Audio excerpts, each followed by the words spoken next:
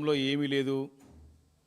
హైదరాబాద్ నగరం అంటే ఒక చెత్త నగరం అని డే 1 నుండి కూడా ప్రచారం చేసుకుంటూ ఈ యొక్క నగరాన్ని ఒక విశిష్టని దెబ్బతీసే విధంగా మొదటి నుంచి కూడా ప్రయత్నం చేస్తూనే వస్తూ ఉన్నారు. మరి ఈ నగరానికి చేయాల్సింది చేయలేక తనొక ఊహానగరం కొత్త నగరాన్ని సృష్టించుకునే ఒక ప్రయత్నంలో ఒక ఫ్యూచర్ సిటీ అని పేరు పెట్టుకొని హైదరాబాద్ నగరాన్ని డే 1 నుండి కూడా విస్మరిస్తూ వస్తూనే ఉన్నారు. ఎందుకు నగర ప్రజలపైన ఈయనకి ఇంత కోపం? ఎందుకు ఈ హైదరాబాద్ నగరం అంటే కక్ష? ఎందుకు ఈ యొక్క విషపూరితమైనటువంటి ఆలోచన హైదరాబాద్ నగరం పైన వీరికి ఉన్నదని చెప్పి అర్థం కాని పరిస్థితి ఉన్నది. ఒకానొక పరిస్థితుల్లోనైతే హైదరాబాద్ నగరంలో చక్కగా జరుగుతున్న అభివృద్ధి కార్యక్రమాలు, ఎంతో ప్రగతి వైపు దూసుకుపోతున్నటువంటి నగరాన్ని అడ్డుకట్టలేసే విధంగా నిర్ణయాలు. ఒకటి, మెట్రో రైలు రద్దు. ఈ యొక్క హైటెక్ సిటీ నుంచి మన యొక్క రాయదుర్గం నుండి ఎయిర్పోర్ట్ కనెక్టివిటీ పెరుగుతూ ఈ హైదరాబాద్ నగరానికి అంతా కూడా ఎయిర్పోర్ట్ వరకు వెళ్ళేటువంటి మెట్రో రైలుని రద్దు చేయడం. అదేవిధంగా హైదరాబాద్ నగర పరిసర ప్రాంతాల్లో ఉన్నటువంటి ఈ యొక్క ఫార్మాస్యూటికల్ కంపెనీస్ కానివ్వండి, ఒక రెడ్ జోన్ ఉన్నటువంటి ఇండస్ట్రీస్ అన్నింటి కూడా ఒక పెద్ద ఎత్తున ఫార్మాసిటీ అని రూపొందించి ముచ్చెరులో మరి సుమారు 19,000 ఎకరాలని సేకరించి మరి అక్కడ పెద్ద ఎత్తున ఒక ఫార్మాసిటీని వరల్డ్ స్టాండర్డ్ సిటీని క్రియేట్ చేయాలని చెప్పి ఒక ఆలోచనని కూడా రద్దు చేస్తూ వారు చేస్తున్న నిర్ణయాలు. అదే రకంగా మూసీ ప్రక్షాళన అని చెప్పేసి అక్కడ ప్రజలపైన అరాచకం సృష్టించడం, ఎక్కడ పడితే అక్కడ కూల్చివేతలు. ఎందుకో నగరం పైన ముందు నుంచి కూడా తన యొక్క ఒక కోపాన్ని, తన యొక్క కక్షపూరితమైనటువంటి ఒక ధోరణిని కనబరుస్తూ వస్తూ ఉన్నారు. కాబట్టి ఈ పరిస్థితుల్లో, అర్థం కాని పరిస్థితుల్లో హైదరాబాద్ నగర ప్రజలందరూ కూడా అనేక సందర్భాల్లో ఒకటి ఏంటంటే వారికి ఒక్క సీటు కూడా కాంగ్రెస్ పార్టీ హైదరాబాద్ నగరంలో శివార్లో గ్రేటర్ హైదరాబాద్లో గెలవకపోవడం, మరి ప్రజల యొక్క గొంతుక, ప్రజల యొక్క వాయిస్ని వినపడడానికి చేసే ప్రయత్నాన్ని కూడా విస్మరిస్తూ పోవడం. అనేక వేదికల పైన అటు జిహెచ్ఎంసీ మీటింగ్లో కానివ్వండి, అసెంబ్లీ వేదిక పైన కూడా కానివ్వండి, అనేక సందర్భంలో హైదరాబాద్ నగర ప్రజల ఎదుర్కొన్న సమస్యలు, హైదరాబాద్ నగర ప్రజల ఒక ఆలోచన విధానాన్ని వారికి చెప్పే ప్రయత్నం చేస్తే ప్రతి సందర్భాల్లో విస్మరించారు తప్ప ఎప్పుడు కూడా వారు పట్టించుకున్న పాపన పోలేదు. 2 సందర్భాల్లో బడ్జెట్ సమావేశాల్లో కూడా మరి వారికి హైదరాబాద్ నగరంలో గొంతుగా వినిపడాలని ప్రయత్నం చేస్తే ఏనాడు కూడా వారు జవాబు చెప్పకుండా, సరే ఆన్ బిహాఫ్ ఆఫ్ హిమ్ ప్రభుత్వం తరఫున శ్రీధర్ బాబు గారే సమానం చెప్పడం చూశాం. అర్థం కాని పరిస్థితి ఏంటంటే వారికి స్వతహాగా ఈ హైదరాబాద్ నగరం పైన వారికి అవగాహన లేదు. అవగాహన లేకున్నా అవగాహన తెచ్చుకునే ప్రయత్నం చేస్తలేరు. అంతెందుకు, ఇదే గ్రేట్ హైదరాబాద్ పరిధిలో ఒక్క ప్రజల నుంచి ఎన్నుకోబడేటువంటి ఒక నాయకుడు లేకున్నా, ఒక కౌన్సిల్ నుంచి తీసుకొచ్చినటువంటి ఒక వ్యక్తిని పెట్టి ఒక మంత్రిని చేయండి అయ్యా బాబు అని 2 సంవత్సరాల నుంచి కూడా నగరం ప్రజల నుంచి డిమాండ్ వస్తే, జూబ్లీస్ ఎన్నికల్లో రాజకీయాలకు అవసరాల కోసానికి ఒక మైనార్టీకి ఇవ్వాలని చెప్పేసి అవగాహన లేని అజరుద్దీన్ గారికి, ఎందుకంటే వారికి ఎప్పుడు ప్రజలతో ఎన్నుకోబడేటువంటి నాయకుడు కాదు, ఎప్పుడు కూడా నగరంలో ఉన్నటువంటి నాయకుడు కూడా కాదు. వారికి ఏదో మంత్రి పదవి ఇచ్చేసి తూతూ మంత్రంగా చేతులు దులిపికేసుకునే ప్రయత్నం చేసినారు. ఈరోజు హైదరాబాద్ నగర ప్రజల్లో ఎదుర్కొంటున్న ప్రధానమైన అనేక సమస్యలు ఉన్నాయి. 2 సంవత్సరాలలో హైదరాబాద్ పరిస్థితి పూర్తిగా దిగజారిపోయింది వీరి రేవంత్ రెడ్డి గారి హయాంలో. వారు నిన్న సమీక్షా సమావేశంలో చూశాం. హైదరాబాద్ నగరం పైన ఈ యొక్క డిపార్ట్మెంట్, ఎందుకంటే మున్సిపల్ అడ్మినిస్ట్రేషన్ వారి దగ్గర, అర్బన్ డెవలప్మెంట్ డిపార్ట్మెంట్ వారి దగ్గరనే ఉన్నది. వారే శాఖ మంత్రివర్యులు, వారే బాధ్యతలన్నీ వారి దగ్గర పెట్టుకున్నారు. నేను నెలకొకసారి సమీక్షిస్తా అని చెప్పి చూస్తూ ఉంటే మాకు నవ్వాలా ఏడవాలా అర్థం కాని పరిస్థితి. హైదరాబాద్ నగరం అంటే ఒక డైనమిక్ సిటీ. దీనికి రెగ్యులర్గా పర్యవేక్షణ అవసరం ఈ నగరం పైన. హైదరాబాద్ నగరానికి ఎప్పుడు కూడా అంటే జాగ్రత్త, కంటే ఇది తెలంగాణ రాష్ట్రానికే గుండెకాయ లాంటిది హైదరాబాద్ నగరం. దీన్ని విస్మరిస్తే పనులు కావు. రేవంత్ రెడ్డి గారు, మీరు జూబ్లీహిల్స్లో మీ ప్యాలెస్లో కూర్చొని 4 సిటీ కలల కంటే ముంగేరి లాల్కి హసీన్ సప్నా అని ఒక సీరియల్ వస్తున్నాయి చిన్న ఉన్నప్పుడు, కూర్చొని కలలు కంటా ఉండే ఆయన. సేమ్ అదే అనిపిస్తుంది రేవంత్ రెడ్డి గారు చూస్తుంటే. ప్యాలెస్లో కూర్చొని నా 4 సిటీ అని కలలు కంటుండు. ఉన్న నగరాన్ని పట్టించుకోయాను ఆయన అంటే దీన్ని గాలికి వదిలేసి ఇప్పుడు ఒకసారి సమీక్షిస్తా అని చెప్పి తెలంగాణ రాష్ట్ర ఒక ప్రగతిని మనకి ఇది ఒక ఫైనాన్షియల్ మనకి ఇది ఒక రైలు గ్రోత్ ఇంజన్ లాంటిది హైదరాబాద్ నగరం. దీన్ని పూర్తిగా అంటే దీన్ని విస్మరిస్తూ మరి తీసుకునే నిర్ణయాలు కూడా ఇంత ఘోరంగా ఉన్నాయంటే నిర్ణయాలు నిన్న మనం చూసాం, గత నెల రోజులు చూస్తూ ఉన్నాం. ఎంత హుటాహుటినా ఎందుకు ఈ ఆదరాబాదరా, ఎందుకు ఈ హడావుడి? ఇంత పెద్ద నగరంలో హైదరాబాద్ నగరంలో ఈ ప్రపంచ స్థాయిలో చూసినట్టయితే ఏ నగరం చూసినా సరే 620 స్క్వేర్ కిలోమీటర్స్ స్టాండర్డ్ సిటీ. దీన్ని విస్తరింపజేసి రింగ్ రోడ్ వరకు విస్తరింపజేసి నేను 2000 స్క్వేర్ కిలోమీటర్స్ తీసుకుపోయిన ఈ కార్పొరేషన్ని. ఎంత అన్యాయం అంటే, ప్రజలకు ఎంత మోసం అంటే, ఎక్కడనో మేడ్చల్ నియోజకవర్గంలో ఉన్నటువంటి గ్రామాలని, ఎక్కడనో మహేశ్వరంలో ఉన్నటువంటి గ్రామాలని, ఎక్కడనో ఇబ్రహీంపట్నంలో ఉన్న గ్రామాలని, ఎక్కడనో చేవలలో ఉన్న గ్రామాలని ఈరోజు ఆ గ్రామాలన్నింటినీ కూడా విలీనం చేసి కార్పొరేషన్లు కలుపుతా అంటే ప్రజలకు తీరని అన్యాయం చేసిన వాళ్ళం అవుతాం రేవంత్ రెడ్డి అని చెప్పి సందర్భంగా నేను హెచ్చరిస్తూ ఉన్నాను. ఎందుకయ్యా మా యొక్క మేడ్చల్ నియోజకవర్గం కానీ మా యొక్క మల్కాజ్గిరి పార్లమెంట్ నియోజకవర్గ ప్రజలు అంటే ఎందుకు కక్ష? నీకు కొడంగల్ నియోజకవర్గంలో నిన్ను ఓడగొడితే, నిన్ను అక్కడ తిరస్కరిస్తే, అక్కడ తరిమేస్తే, ఇక్కడ మా మల్కాజ్గిరి పార్లమెంట్ మేడ్చల్ మల్కాజ్గిరి పార్లమెంట్ నియోజకవర్గ ప్రజలు నీకు రాజకీయ భిక్ష పెట్టినారు రేవంత్ రెడ్డి. ఆ భిక్ష పెట్టినందుకైనా ఈరోజు కక్ష తీసుకుంటున్నాం మా ప్రజలపైన అని చెప్పి ప్రశ్నిస్తూ ఉన్నాం. గ్రామాలు విలేజ్ నేచర్ ఉన్నట్టు ఈ యొక్క శివారు ప్రాంతాల్లో ఉన్నటువంటి నియోజకవర్గాల గ్రామాలను తీసుకొచ్చి ఈరోజు కార్పొరేషన్లో కలిపి అన్యాయం చేస్తూ ఉన్నావు, వారికి శిక్షిస్తున్నావు, ఇబ్బంది పెడుతున్నావు ప్రజల్ని ఆ నిర్ణయంతో నేను చెప్పి సందర్భంగా మనవి చేస్తూ ఉన్నాను. ఇదే ఒక అంశాన్ని గత బడ్జెట్ సమావేశంలో లేవనెత్తితే ప్రభుత్వం నుండి ఎలాంటి ఆలోచనలు ఏమి లేవని చెప్పేసి ఇదే ప్రభుత్వం సమానం చెప్పింది, రికార్డులో ఉన్నది.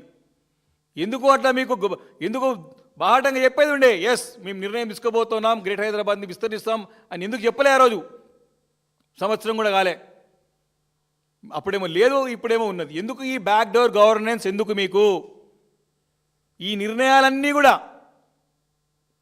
ఆర్డినెన్స్ ద్వారానే తీసుకొచ్చినట్టు నిర్ణయాలు, ఎక్కడ కూడా చర్చించింది లేదు, ప్రజల అభిప్రాయం తీసుకుంది లేదు. పేరుకేమో ప్రజాపాలన, చేసేదేమో రాజరిక పాలన.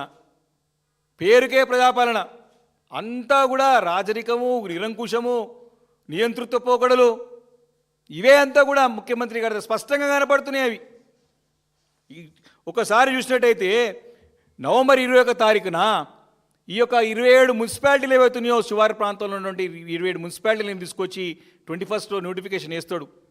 దీనిపైన అభిప్రాయాలు తీసుకోవాలి ప్రజల నుంచి స్టేక్ హోల్డర్ నుంచి చేసుకుంటే 4 రోజుల్లో తిరగకుండా నోటిఫికేషన్ బయటికి రానికే 2 రోజులు పడతాయి. 23 తారీఖు మా ఒక దృష్టికి రాగానే ఇదే ఒక మీడియా ద్వారా ప్రెస్ మీట్ పెడితే దానికి సమానం లేదు. 25 తారీఖున మళ్ళీ విలీనం చేస్తూ ఉత్తర్వులు జారీ. ఎవరు అడిగింది లేదు, మాట్లాడింది లేదు, చర్చింది లేదు, చెప్పింది లేదు, పోయింది లేదు, సచ్చింది లేదు, ఉన్నది లేదు. బస్ జూబ్లీస్ ప్యాలెస్లో కూర్చున్నాం, నిర్ణయం తీసుకున్నాం, అమలు చేయాలి. మళ్ళీ డిసెంబర్ 9న ఈ యొక్క పెద్ద ఎత్తున యొక్క కలిపిన 27 మున్సిపాలిటీలను కలిపి ఇక్కడ ఉన్న గ్రామాలను కూడా మున్సిపాలిటీలో విలీనం చేసి కార్పొరేషన్ కలిపి మళ్ళీ దీన్ని 300 డివిజన్లు చేస్తూ డిసెంబర్ 9వ తారీఖున నోటిఫికేషన్. అందరూ కూడా నగరం చెందినటువంటి అన్ని పార్టీలు ఇంక్లూడింగ్ కాంగ్రెస్ పార్టీ దీన్ని వ్యతిరేకించింది. అప్పటికప్పుడు భయపడి కౌన్సిల్ మీటింగ్ 16 తారీఖున పెట్టి ఆ రోజు అభిప్రాయాలు తీసుకునే ప్రయత్నం చేసి అందరు తిట్టినోళ్ళు అందరు తిట్టిపోస్తారు. నేనంతా కూడా చేసినంత తప్పు, అధికారులు నమ్ముకుని పనిచేస్తున్నావు, అధికారులకు ఏం చెప్తే చేస్తున్నారు, ప్రజల యొక్క గొంతుగా వేరే, ప్రజల బాధలు వేరే, ఎందుకు పట్టించుకోవు రేవంత్ రెడ్డి గారు అని చెప్పి ప్రశ్నించిన రోజు దానికి సమానం లేదు.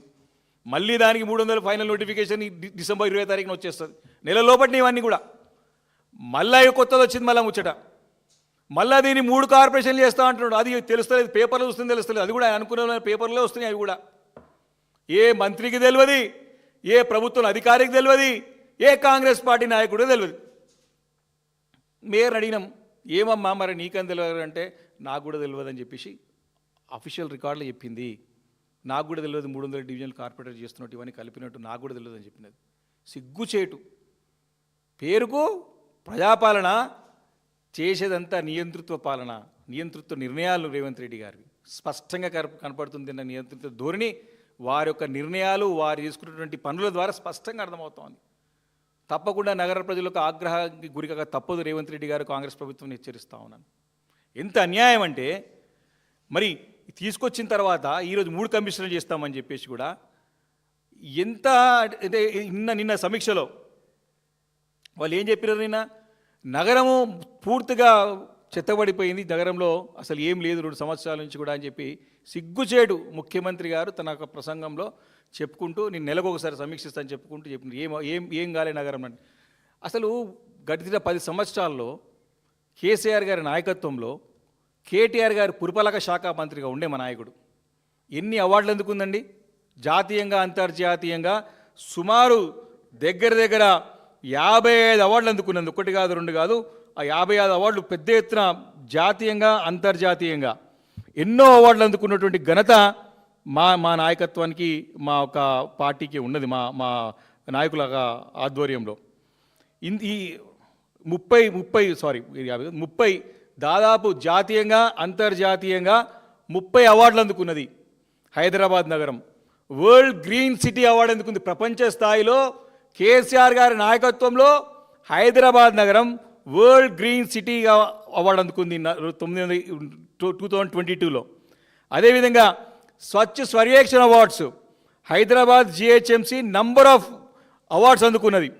మోస్ట్ నేషనల్ క్లీన్నెస్ సర్వే అవార్డులో కూడా best city in solid waste management అందుకున్నది అవార్డు. అదేవిధంగా Deen Dayal Antyodaya Yojana national urban livelihoods mission award కింద స్వచ్ఛ ఎక్సలెన్స్ అవార్డు అందుకుంది. జాతీయ స్థాయిలో only metro city over 1 million 10 లక్షల జనాభా కంటే ఎక్కువ ఉన్నటువంటి నగరాల్లో the only city to get the award is Hyderabad city under KCR under rule under KTR under municipal administration minister ఉన్నప్పుడు వారి రెజ్యూమ్లో అందుకున్న అవార్డు స్వచ్ఛ ఎక్సలెన్స్ అవార్డు అందుకున్నది.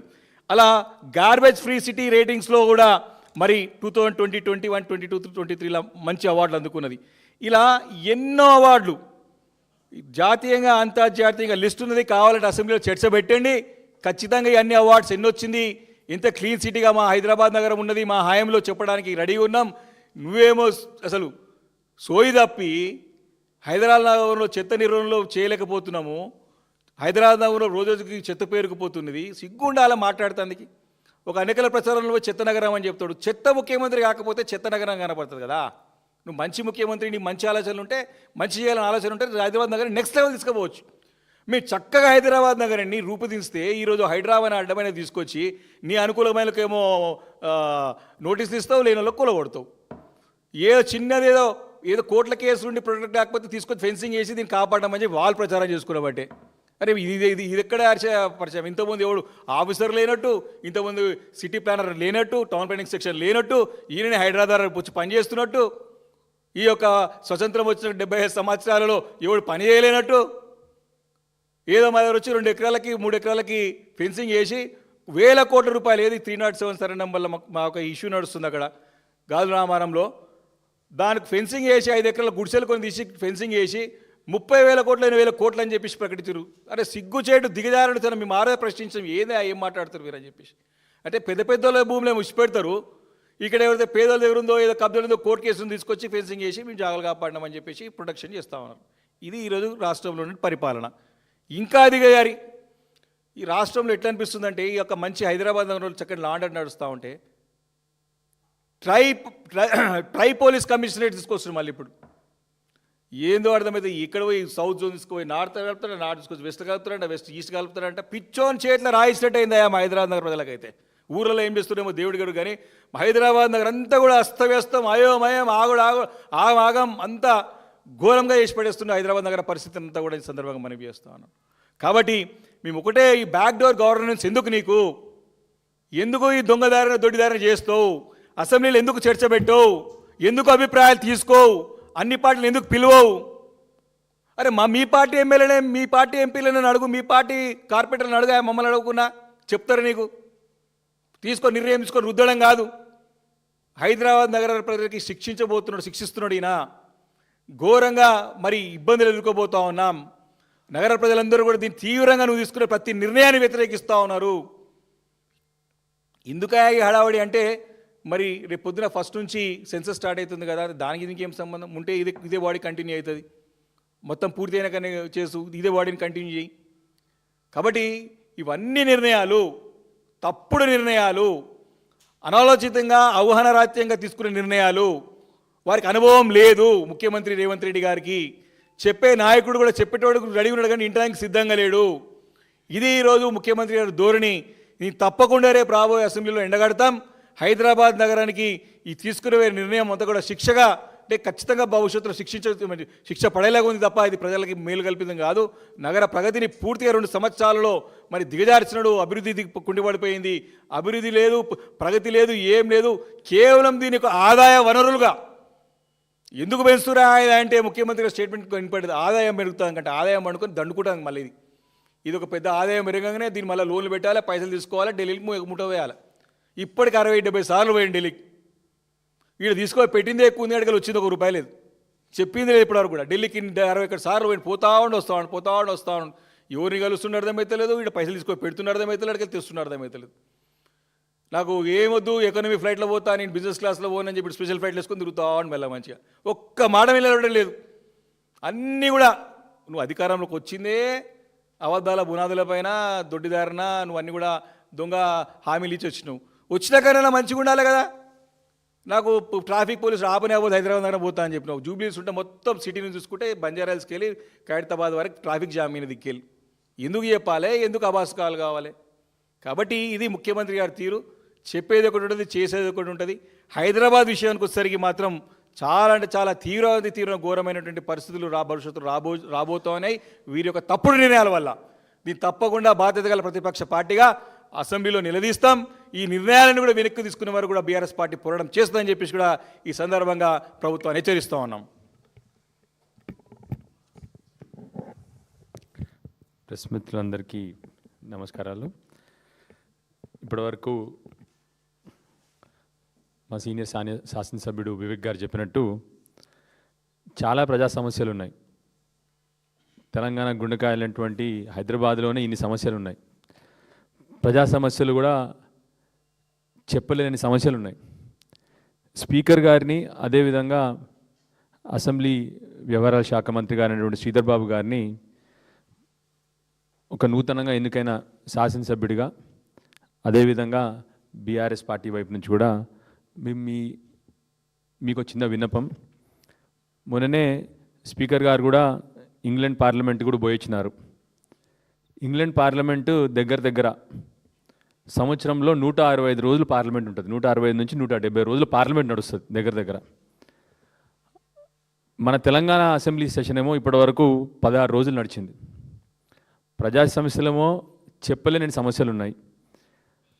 ఆ సమస్యల్ని మరి మన ప్రజల్ని ఎన్నుకొని, నాకు తెలిసి ఒక శాసనసభ్యుడు పని ఏంటంటే అసెంబ్లీలో ప్రజల కష్టాలను తీర్చి, ప్రజల కోసం మంచి పాలసీలు తీసుకొచ్చి, ప్రజల జీవితాలు మంచిగా ఉండాలి అని చెప్పి పాలసీలు చేసే వేదిక అసెంబ్లీ. అలాంటి అసెంబ్లీలో మనం సంవత్సరంలో 15-16 రోజులు కూర్చుంటే మరి ఏ రోజు మనం ప్రజా సమస్యల గురించి డిస్కస్ చేస్తాం? ఇప్పుడే వివేక్ గారు ఇన్ని సమస్యలు చెప్పినారు, మరి ఎప్పుడు డిస్కస్ చేద్దాం? దానికి తోడు అసెంబ్లీలో ఏం జరుగుతూ ఉంది? పని దినాలు తగ్గిపోయినాయి. ఆ ఉన్న టైంలో బూతులు, వ్యక్తిగత విమర్శలు, సబ్జెక్ట్ ఉండకపోవడము, ఇది జరుగుతూ ఉంది. మీతో నా రిక్వెస్ట్, 0 అవర్ అయితే 0 ఆన్సరు, 0 జవాబులా తయారైంది. ఇప్పటి వరకు 2 సంవత్సరాల్లో 0 అవర్లో లేవనెత్తిన ప్రశ్నలకి ఇప్పటి వరకు ఏ ఒక్క శాసనసభ్యుని కూడా జవాబు రాలేదు. సో మీతో నా రిక్వెస్ట్ ఏంటంటే,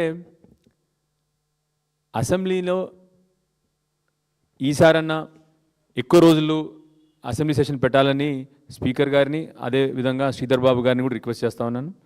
ముఖ్యంగా నాకు తెలిసి స్పీకర్ గారికి చాలా రోజులు అసెంబ్లీ నడపాలన్న తపన ఉంది వారికి, కానీ ప్రభుత్వం సహకరించట్లేదు, గవర్నమెంట్ సహకరించట్లేదు. దయచేసి ప్రభుత్వాన్ని రిక్వెస్ట్ చేస్తూ ఉన్నాను, ఎక్కువ రోజులు అసెంబ్లీ పెట్టి, ఉదాహరణకి ఒక డాక్టర్గా చెప్తా ఉన్నాను, హాస్పిటల్ పరిస్థితి వల్ల దారుణంగా ఉంది. బస్తీ దవాఖానలు మూలబడ్డాయి. హాస్పిటల్స్, అన్ని హాస్పిటల్స్లో కూడా ఇవాళ మందుల కొరతలు ఉన్నాయి. దాని మీద దయచేసి షార్ట్ డిస్కషన్ పెడితే ఎంత బాగుంటుంది. అదేవిధంగా కేసీఆర్ గారు ఆ రోజు 1000 గురుకులాలు పెట్టినారు. ఇవాళ గురుకులాల పరిస్థితి ఏంది? ఫుడ్ పాయిజనింగు, ఆత్మహత్యలు, విద్యార్థుల చావులు రోజు పొద్దున్న లేస్తే ఈ సమాచారం వస్తుంది. దయచేసి అపోజిషన్ అంటే శత్రువులు కాదు, విధానపరంగా మనం వేరు అంతే తప్ప మేము ఈ శత్రువులం కాదు. అసెంబ్లీని ఎక్కువ రోజులు పెట్టి ప్రజా సమస్యల పట్ల అరుపులు కేకలు లేకుండా ఎవిడెన్స్తోని అంటే సాక్ష్యాలు పెట్టుకొని మాట్లాడమని చెప్పండి. ఏం మామూలు క్రిటిసైజ్ చేస్తారా? Actually opposition has to have its way and government can have its way. కానీ మీరేం చేస్తున్నారు? అసలు అపోజిషన్కి అపోజిషన్ చెప్పుకోవడానికి మీరు అవకాశం ఇవ్వట్లేదు. ఒక్క సబ్జెక్ట్ మీద మా ఎమ్మెల్యేలు ఎవరో నిల్చొని మాట్లాడుతూ ఉంటే, ఉదాహరణకి కేటీఆర్ గారు కానీ హరీష్ గారు కానీ మాట్లాడుతూ ఉంటే 8 నుండి 10 మంది మంత్రులు ఇంటరప్ట్ చేస్తూ ఉన్నారు. ఏమైనా అన్పార్లమెంటరీగా ఉంటే మీరు ఎట్లాగో రికార్డ్స్ నుంచి తొలగిస్తారు. దయచేసి రిక్వెస్ట్ చేసేది ఏంటంటే, ఏదైనా సబ్జెక్ట్ మీద అపోజిషన్ ఎమ్మెల్యేలు మాట్లాడుతూ ఉంటే వారికి అవకాశం ఇవ్వండి, పూర్తిగా వారి విషయాన్ని మెసేజ్ కన్వే చేయనివ్వండి. కన్వే చేసిన తర్వాత అందరూ మంత్రులు జవాబులు చెప్పొచ్చు.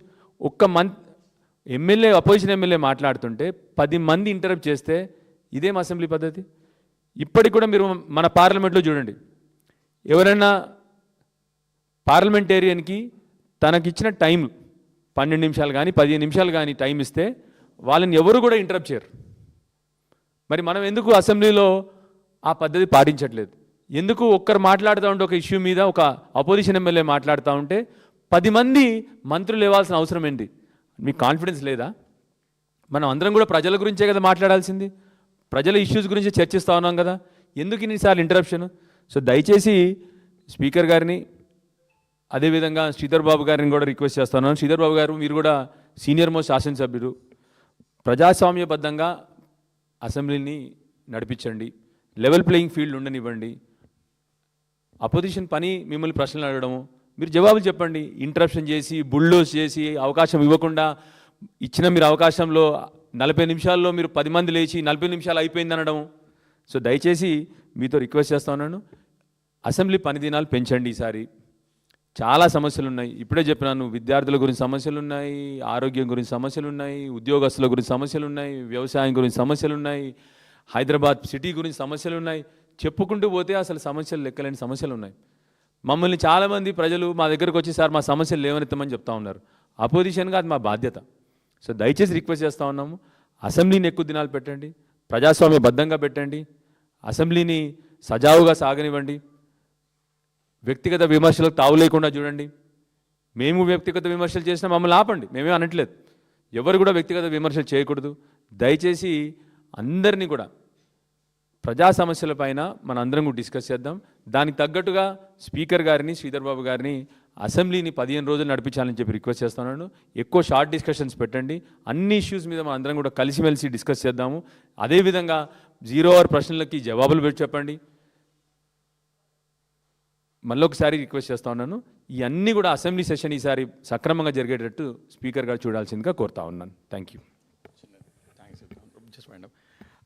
ఈ నూతన సంవత్సరంలో అడుగుపెడుతున్న సందర్భంలో ఈ సంవత్సరము 2020 సంవత్సరంలో మా బీఆర్ఎస్ పార్టీ నాయకులు, క్యాడర్ అనేక ఇష్యూస్ పైన మరి చైతన్యవంతులై పనిచేస్తున్న దాంట్లో ప్రధానంగా లఘుచర్ల సంబంధించినటువంటి సమస్య పైన కానీ, మూసి మరి పరిహక ప్రాంతాల్లో ఈ యొక్క ప్రభుత్వం చేసిన అరాచకాలన్నీ ఎదుర్కొనడంలో కానివ్వండి, అదేవిధంగా ఆటో డ్రైవర్ కార్మికులు ఎదుర్కొన్న సమస్యలు కానివ్వండి, అదేవిధంగా రెసిడెన్షియల్ స్కూల్లో మరి విద్యార్థులు ఎదుర్కొన్న సమస్యలు కానివ్వండి, హైడ్రా బాధితులకు సమస్యలు లేవనెత్తడంలో కానివ్వండి, అదేవిధంగా ఫార్మర్స్ ఇష్యూస్ వారి సమస్యలపైన కానివ్వండి, పనిచేస్తున్నటువంటి క్యాడర్కి, నాయకత్వానికి వారికి ధన్యవాదాలు తెలియజేసుకుంటూ, ముఖ్యంగా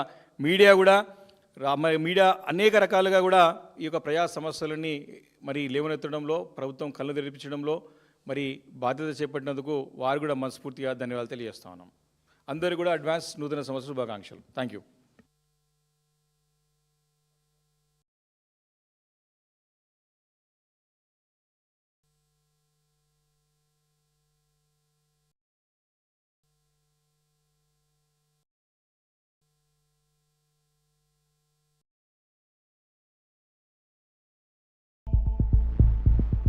I think this story involves two big powerful entities. One is the Tata Group and the other is the government of India.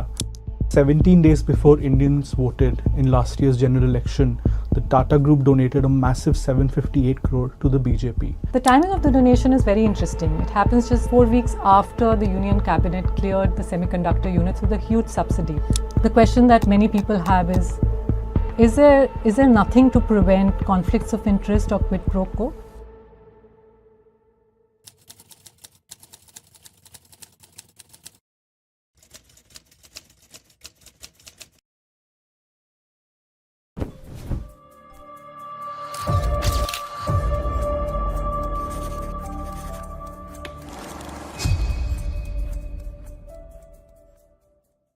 Last year, when the Supreme Court lifted the veil of secrecy over electoral bonds, and we finally came to know who had paid how much money to which political party, one of the names missing from the list of corporate donors was that of the Tata Group.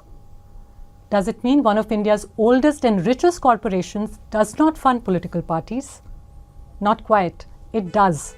And with impeccable timing, as my colleague Ayush Tiwari recently found out.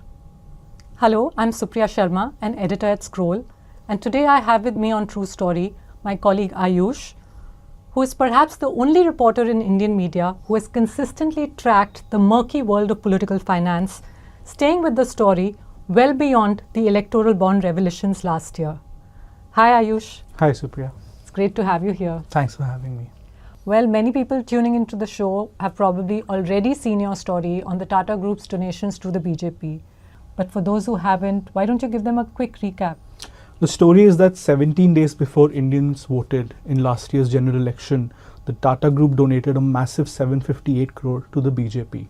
And 4 weeks before that donation, in a Union Cabinet meeting headed by the Prime Minister, the government cleared government subsidies worth 44,000 crores for 2 semiconductor plants for the Tata Group. 758 crores, that sounds like a very big number. How big is it in the world of political finance? I think it's the single largest donation made by an entity to a political party in a single day. Wow, like all-time record? I think that's an all-time record because we've checked the records, the disclosures, and I can't find a bigger number than this. Did Tata Group also make donations to other parties at the same time? It also donated to the Congress party and it also donated to 8 regional parties. But these were, the Congress party got 77 crores and these other 8 parties got 10 crore each. So if you were to calculate BJP's share in the donations made by Tata Group on one single day, how much does that come to? It comes to 83%. 83%. Well, if I remember correctly, last year when we were reporting on electoral bonds, we had done a calculation to find out what was BJP's share of all political finance, and the number had come to 58%. Which means of 10 rupees that are given to political parties, 6 go to the BJP alone. One party gets more than all other parties put together. What this means for Indian democracy, especially for the fairness of elections, it's a sprawling subject which perhaps we don't have time for, but just staying with the Tata story, why is it that a donation that's made in April 2024, we come to know about it in November 2025? Because the financial year ends on the 30th of March every year. And if the Tata Group had just donated on the 30th of March in 2024, we would have had this information last year around this time. But because it did so on the 2nd of April, that means the financial year moves on to 25. And therefore, it moves a year ahead. And that's the delay in getting this information to us. How exactly did you get this information? Did you have to file an RTI? Did you have to tap a source in the Election Commission? How did this happen? Anyone can access this information. It's public on the Election Commission's website for every trust, every donor, every year in the last decade, whatever penny they donated to the political party, it's all public. Well, Ayush, if this is publicly available information, the question that most people might have is, why was this information not in the next day's newspaper or on TV? Why didn't they come across this elsewhere? I think this story involves 2 big powerful entities. One is the Tata Group and the other is the Government of India. And both of them also happen to be big advertisers in media. So for any newspaper to report this story in the way we did, I guess their hands were tying behind their back because it's not a mystery that in India, a lot of what is reported is influenced by pressure from advertisers. Well, that's a cue to remind all of you who have tuned into the show that it's small and independent media that's doing all the heavy lifting in the country. We're the ones who are doing public interest journalism. Despite being very small, we're punching above our weight. Please continue to support us by subscribing to Scroll. You just need to go to the site scroll.in/contribute. The information is also given in the description below. And also consider contributing to our special fundraisers, which go up on the site every few months. Ayush, back to you. The timing of the donation is very interesting. It happens just days before voting in the Lok Sabha election. And as you said, 4 weeks after the Union Cabinet cleared the semiconductor units with a huge subsidy. How did you make this correlation? I remember that the day that this information came out, you flagged it to us in our news meeting. And in that meeting itself, you pointed it out that Tata's had got the semiconductor subsidy. How were you so quick to find that out? Because 6 months ago we had reported another story. On the same day as the Tata Group got its subsidies and semiconductor units, another group from Tamil Nadu also got the same subsidy, the same semiconductor unit, and that group had paid the BJP 125 crores 3 weeks after they got clearance from the cabinet. So, because we carried this story earlier, I was sort of on a lookout, waiting for the Tata's political disclosures to come out, because if this is something that needs scrutiny, there surely would be a pattern. So, we were just looking for patterns here. So that group is called the Murugappa group, right? Yes. And how did you discover that story? We were tracking the BJP's political finance for the election year, and actually the year leading to the election, and I was going through disclosures of different trusts. I was going through the contribution report of the Bharatiya Janata Party to see how much money it made compared to other parties, who were the donors, and in that process we sort of zeroed in on certain specific donors, and that led us to the Murugappa group, and then eventually that led us to the Tata group. Well, that's a side note for our viewers and listeners. That's what happens when a journalist stays with the story, as Ayush has stayed with this. It's like peeling layers one after the other. You get to one story, it takes you to another and another. And that's how real public interest journalism is possible. Ayush, here it's important for us perhaps to explain to our viewers what we do as journalists, which is we bring the facts out, we put them on the table. In the interest of fairness, we give all parties concerned a chance to respond. And surely we did that with these stories too, right? Yes, we reached out to the Tata Group, we reached out to the Government of India, even other firms who find passing mentions in our story. We've written to all of them, the individual Tata firms, the other firms that got subsidies for semiconductor units. Everyone was sent a questionnaire days before we published. And there was radio silence, or did you get a response? We did not hear from any of these parties before the story was published and since the story has been out. Well, readers of course are drawing their own conclusions. I posted your story on social media, and one of the users quipped that this amounts to 58 times return on investment, better than the stock market. Well, the point being that many who've read your story have said that there's a strong whiff of quid pro quo here. As a reporter who's very closely looked at political finance, are you surprised?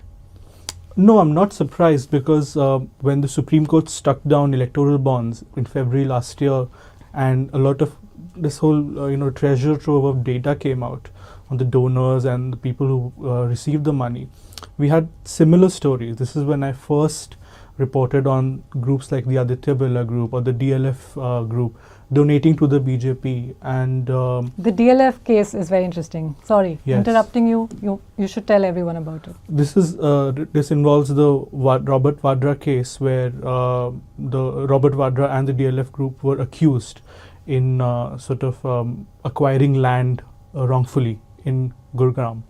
But that case has been sort of on the back burner for the last 6-7 years. And when we looked at the electoral bond data, we found that the DLF group has donated to the Bharatiya Janata Party I think 170 crores, and it's the only party it has donated to in that time.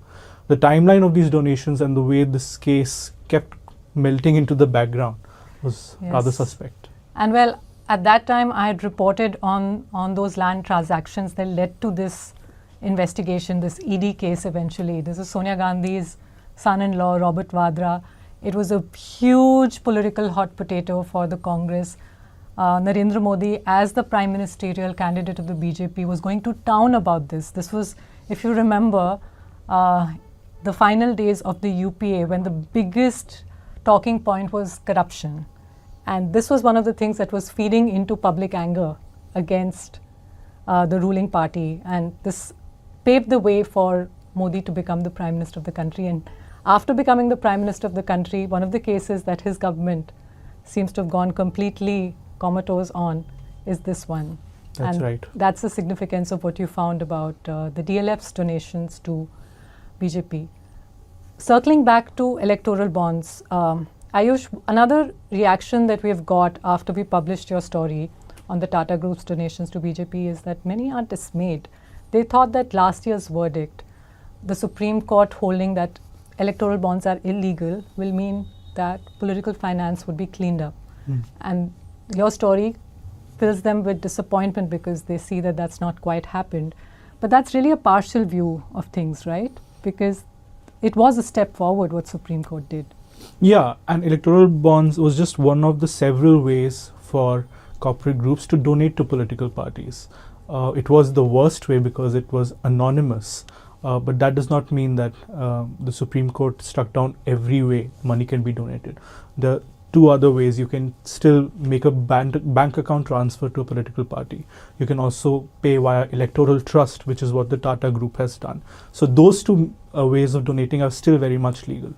Right, but there's a big difference between these two ways of making a donation and electoral bonds. Yes, they are. It was the fact that electoral bonds were completely opaque and we couldn't really even, there was no way for us to know who's donated money to which party. That was the crux of the problem. Yes.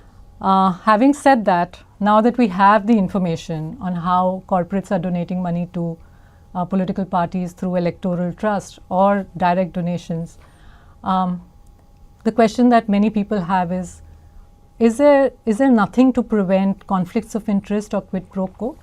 There is no law as such which bars or makes it illegal for a quid pro quo to happen when these donations occur.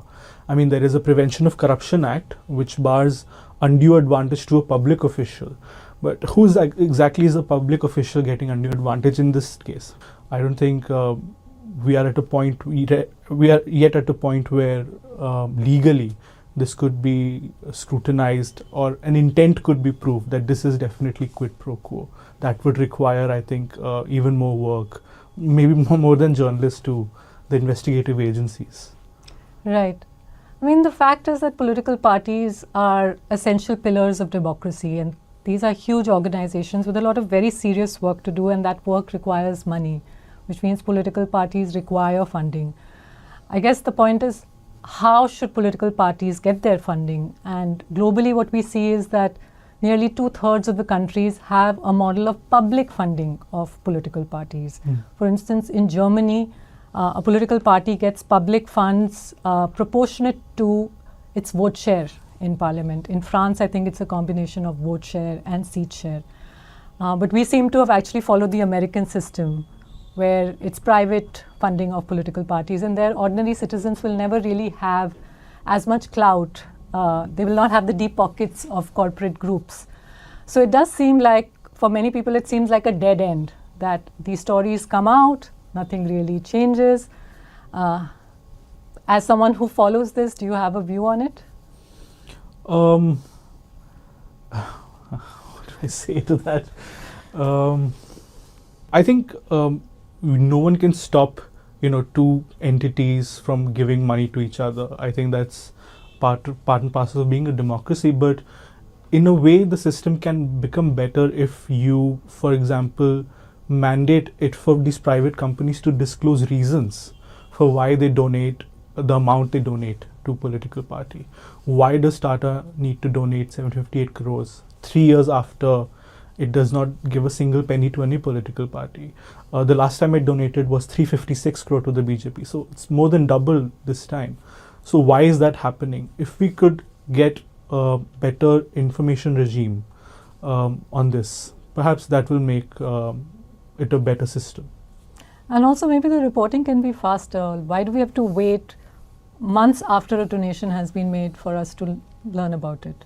Yes, in the States, for example, I think Elon Musk donated to Donald Trump in November around the election, and 2 months later the American press was reporting it. So that information came out very quickly, but that is not something that our system allows. This is, I think the semiconductor plants are being full-fledged under construction right now. They'll be working they'll be processing chips soon.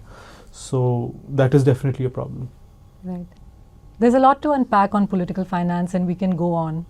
But I wanted to ask you that as an investigative reporter who looks at many different stories, in terms of the challenge, is political finance reporting the toughest?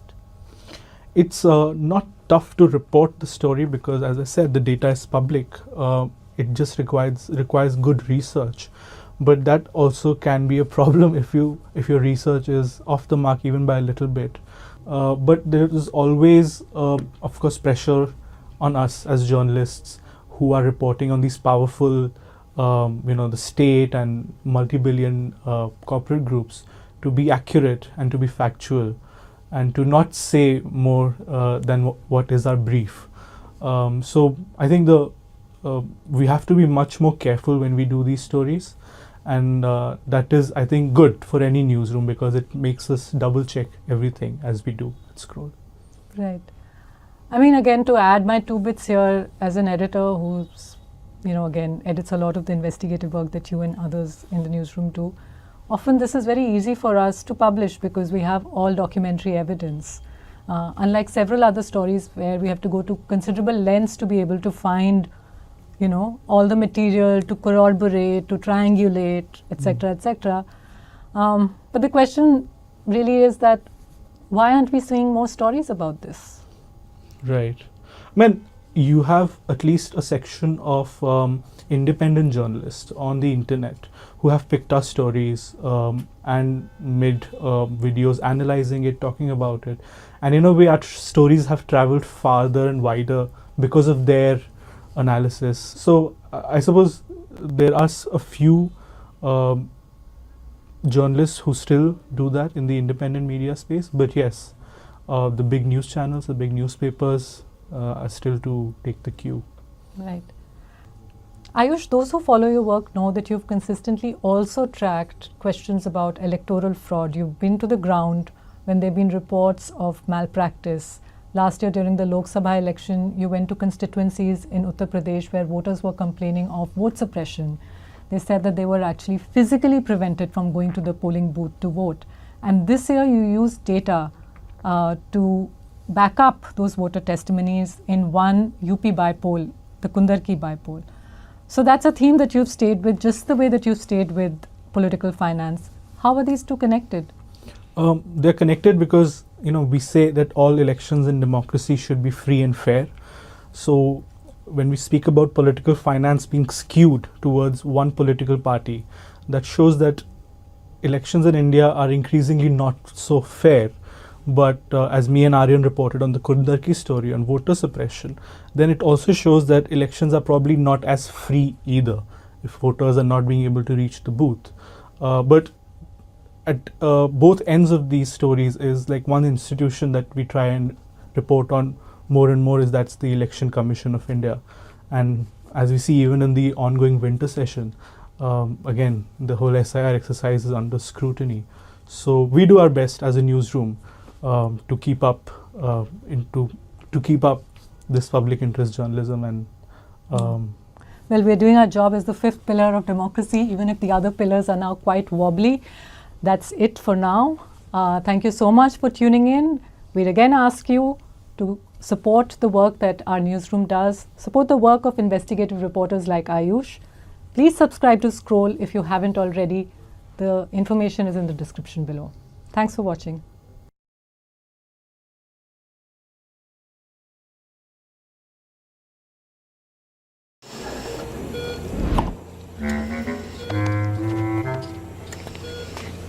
बस बस doctor, इतना काफी है। क्या? अरे अभी तो शुरू हुआ है। अरे ट्रेलर के पैसे में पूरी पिक्चर देखोगे क्या? कॉर्पोरेट हेल्थ कवर की भी एक लिमिट होती है। हाँ हाँ डॉक्टर, आपको इंश्योरेंस है, मैं दूंगा ना। चलिए चलिए।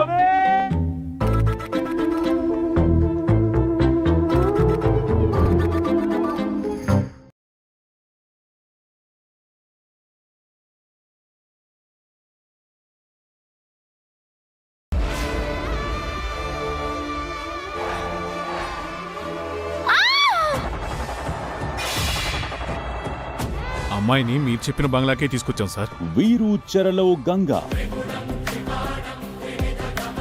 కాపాడే ప్రయత్నంలో రుద్ర. అడుగు ముందుకు పడిందో మెడకాయ మీద తలకాయ లేచిపోద్ది. Z5 తో కనెక్ట్ అయి ఉండండి, ఇంకా మీ ఫేవరెట్ టీవీ షోస్ చూస్తూనే ఉండండి.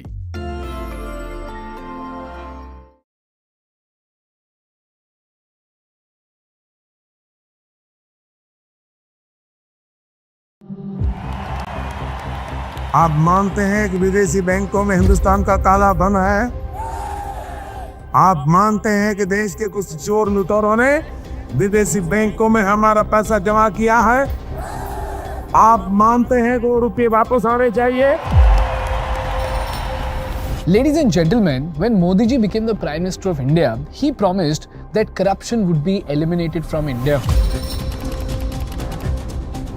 ये गरीबों को लूटा गया है, ये गरीबों को लौटाने के लिए हमने ये बीड़ा उठाया है।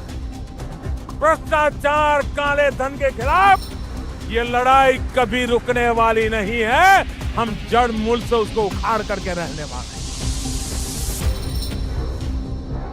But unfortunately, even today, India is infested with corruption.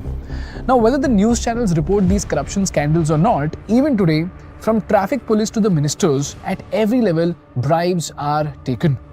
So, even after 10 years of Modi ji's governance, we are still one of the most corrupt nations in the world. Transparency International ranks India 96th out of 180 countries, and the World Justice Project ranks India 79th out of 142 countries. Now, even though a lot of people might dismiss international ratings as Western propaganda, we all can trust our eyes to realize how much corruption exists in India, especially during election season where money is distributed right, left and center. Corruption is something that has always been source of major concern for all Indians. Nothing seems to have changed from 2012. In India, in fact, 40% of the people polled actually said that bribery and corruption is very prevalent. In all the departments of the public education sector, everybody is taking the bribe, no doubt in that. So all of us have been trying to answer the same question for 70 years now. How the hell do you eliminate corruption from India? And surprisingly, I found the answer in Singapore. You know, Singapore back then was one of the most corrupt nations in the world. In fact, they had a rate card on how much bribe is needed to be paid to escape an illegal activity. So you could just pay $20 and run an illegal gambling den, just like the Hafta system in India. On top of that, Singapore saw massive communal riots. 70% of population lived in overcrowded slums, and the Singapore river smelled of rotting garbage just like the nalas in Mumbai today. And most of its population lived in abject poverty. Singapore is just a slum-ridden, overcrowded port. 75% of families live in shacks or squatter huts without toilets or running water. For Singapore, forging an identity and finding stability, security, and success was not going to come easy. A country that looks less like a nation and more like a failed state waiting to collapse. And then came a hero who is even today considered as one of the greatest leaders in modern history. His name was Lee Kuan Yew.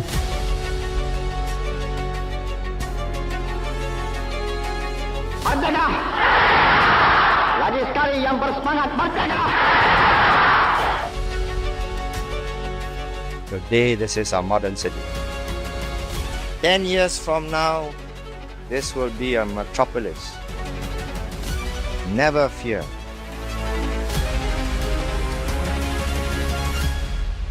When Lee Kuan Yew became the Prime Minister of Singapore, Singapore had no mass labor like China. They had no industries, no oil, no land, no coal, no sand, and they didn't even have enough fresh water to serve their population. And history says that whenever there is shortage of resources and poverty, people will always find the shortest way to make money, and that instrument is usually corruption. But even then, Lee Kuan Yew did something so miraculous that today Singapore's per capita income has shot up from $400 to $90,000. The Singapore River has now turned into a tourist hotspot, and only one major riot has happened in Singapore in the last 50 years. So the question is, how on earth did Lee Kuan Yew eliminate corruption in a poor nation like Singapore? What were the strategies that turned Singapore into a corruption-free nation? And most importantly, what are the lessons that Indian politicians must learn from the rise of Singapore? Also, we would like to thank Supreme Court lawyer Pankaj Yadav for vetting our case study. Hi everybody, if you're a Think School subscriber, this announcement is for you. People, in the past 2 years, we have grown Think School from 0 to 3 million subscribers by presenting the most powerful business stories on YouTube. And if you're someone who loves the way we tell stories, and if you also want to learn how to present your ideas in the most powerful manner possible, come join our Communication Masterclass course. This course is a 6 weeks course whereby I will take you step by step from a beginner's level all the way up to a TEDx level presentation skill. The best part is that if you have any doubts, I will personally talk to you during our weekly live sessions to help you overcome every fear you have. So if you also want to master your art of communication, and if you want to present your ideas in the most powerful manner possible, come join our Communication Masterclass course by clicking the button below. And I will see you in the live session. Bye bye.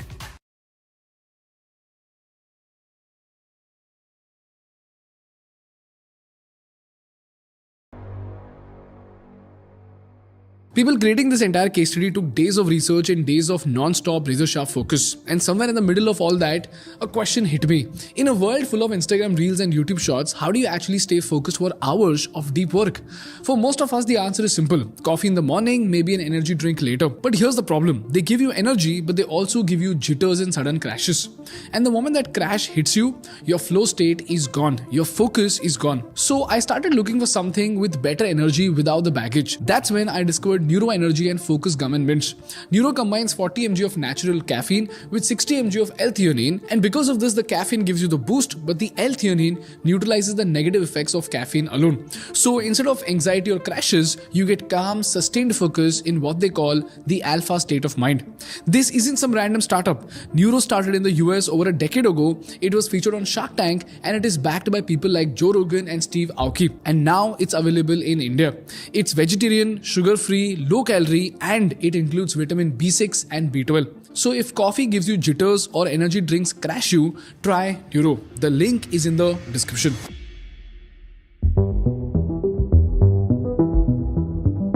To understand Lee Kuan Yew's legendary strategy, all you need to know are 4 good stories. And let's compare the situation in India so that you also have a fair idea about how bad the situation is in India. Story number 1 comes from game theory. In game theory, there's a concept called signaling. It basically says, talk is cheap. Anybody can say, I am honest. But to be believed, you must make a signal that is costly to fake. In India, if you look at the lifestyle of politicians, their power is measured by how much traffic congestion they can cause. Our politicians travel with a long entourage, they live in lavish bungalows, and they travel in luxury cars even when their salaries are less than 1.5 lakh rupees. But in Singapore, in 1959, when the People's Action Party came to power, the Brits had left a lavish bungalow called Sri Temasek. It is a historic bungalow with a blend of European and Asian architecture. This bungalow was designated for the Prime Minister of Singapore.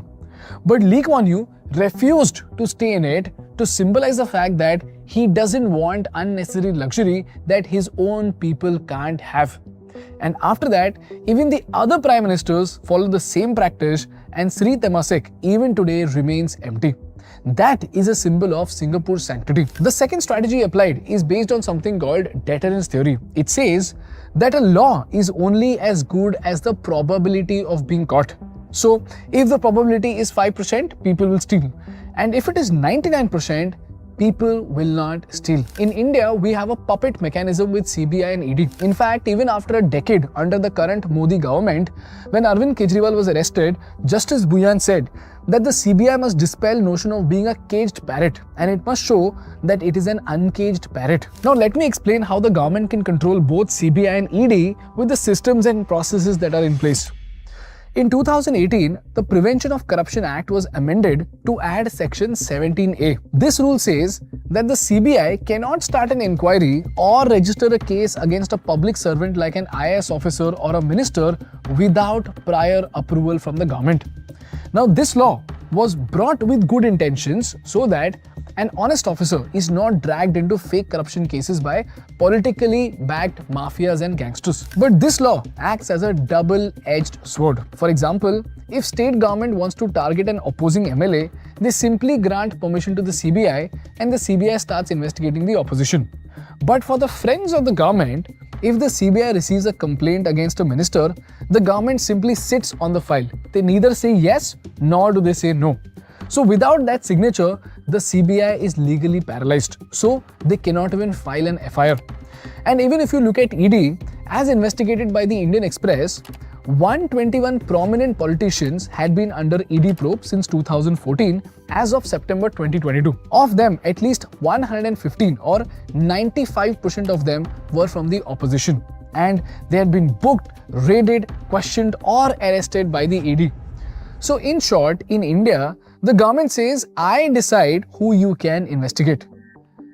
But you know what Lee did in Singapore? Lee used a body called the Corrupt Practices Investigation Bureau. This body directly reports to the PM, and if the PM refuses to give consent, they can go to the president himself.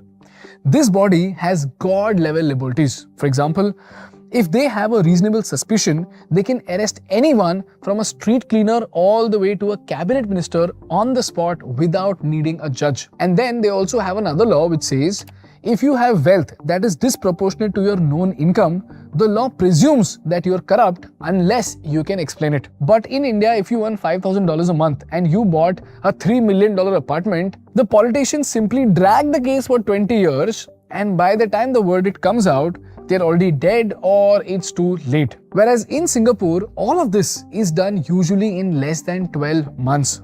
So even though in India we have the laws to be able to punish the offenders, it usually takes so much time that by the time the case ends, it's already too late. But in Singapore, the conviction rate of CPIB is 99%. On top of that, in India, since 2014, the ED has registered over 6,400 cases. But out of 6,400 plus cases, only 56 have actually finished trial.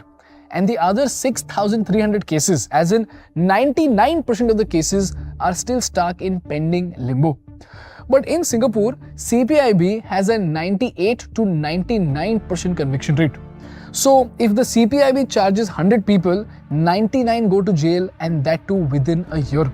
So cases don't get dragged for 20 years. Now look at the math, guys. If you are criminally identified by the ED in India, the math says that you have a 99% probability of not going to jail this year. But in Singapore, if you are criminally identified, 99% you will go to jail and that too this year. Now do you realize this stat alone will scare the hell out of people before they engage in corruption? This is the second strategy that Lee Kuan Yew deployed. The third strategy that Lee Kuan Yew deployed was based on the belief that running a country is harder than running a company. So if you pay peanuts, you will get monkeys to run your country. But if you want the best brains who would otherwise be top lawyers or bankers in your country, you must pay them their market value. And you know, they actually have a formula. The salary of these ministers is pegged to the median income of the top 1,000 earning Singaporean citizens with a 40% public service discount. Now, let me help you understand this better. So let's say the government wants to determine the salary of the Minister of Law. So firstly, the government looks at the tax returns of the top 1,000 highest earning Singaporean citizens.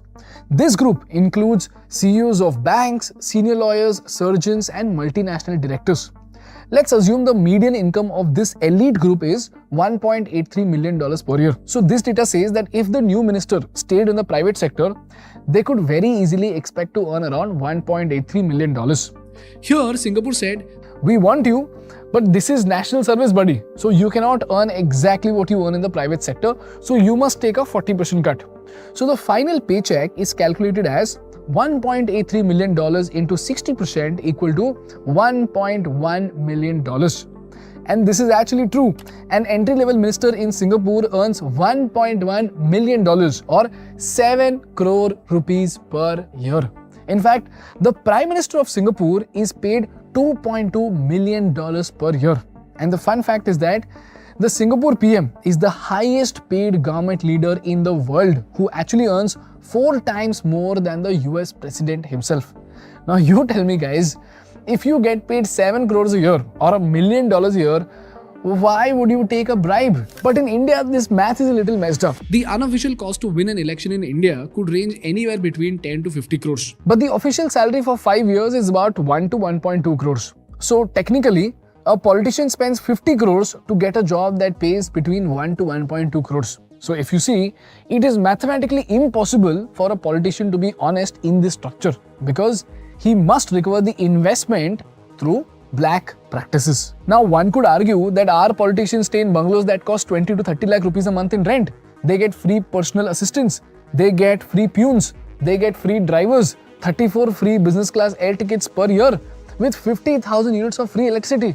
So with all of this coming for free, why would they take a bribe? Well, that is because there is a difference between being lifestyle rich and capital poor. The argument that they get free bungalows so they shouldn't need bribes is a fundamental misunderstanding of the business model of Indian politics. The problem is they cannot pay for an election campaign with free Air India tickets.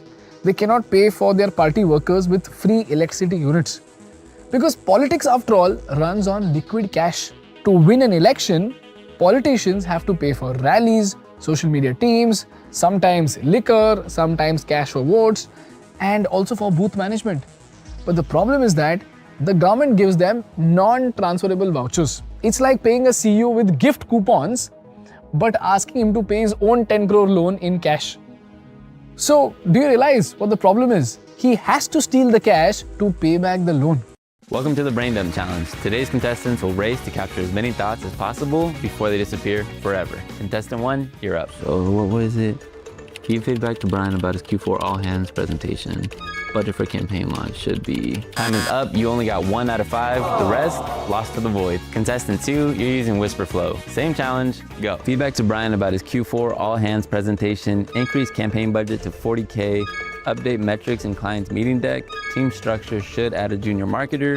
And review Erica's consulting proposal. Incredible. All 5 thoughts captured, 0 lost, and so perfectly formatted. The verdict is clear. Typing is slow, Whisper Flow is fast. Don't let your best ideas vanish. Get Whisper Flow free.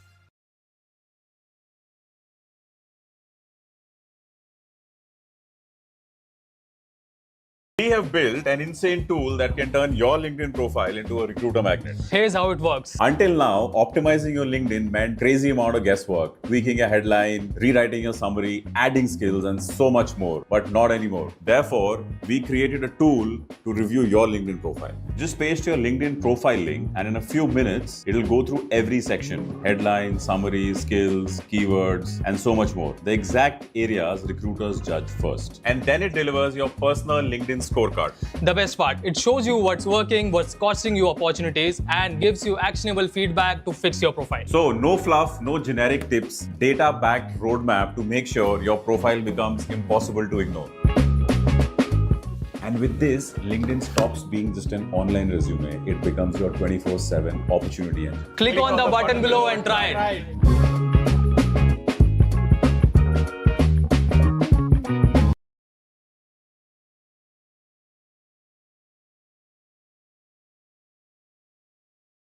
And the Singapore government understood that the same math will also apply in Singapore. Because even there, if politicians spend $10 million in election rally, they will take bribes to recover their investment. So in Singapore, a candidate is legally allowed to spend only $4 to $5 per voter. So for a typical constituency of 30,000 voters, the maximum they can spend is about $120,000 to $150,000.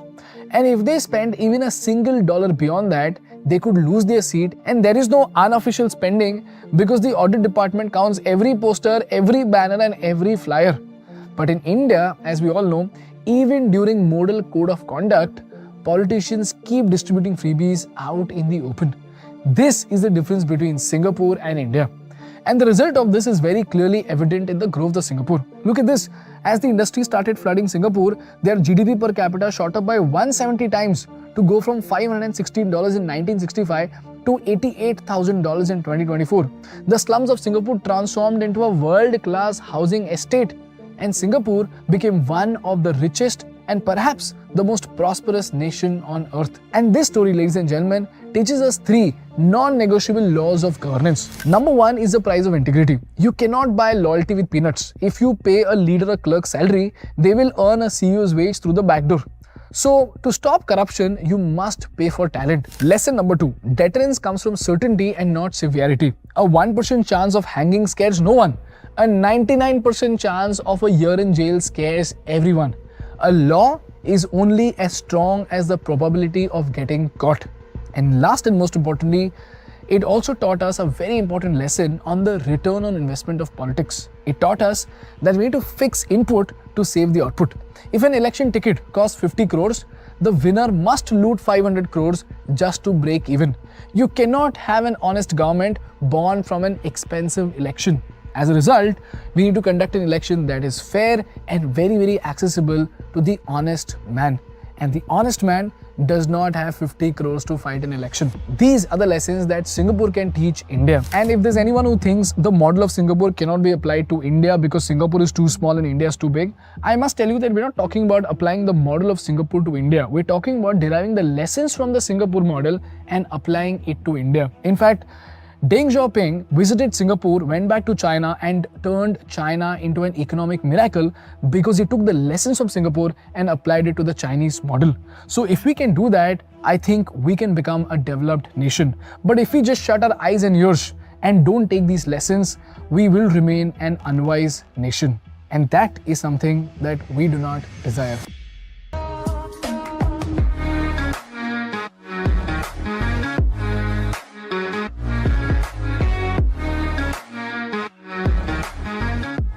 So we'll start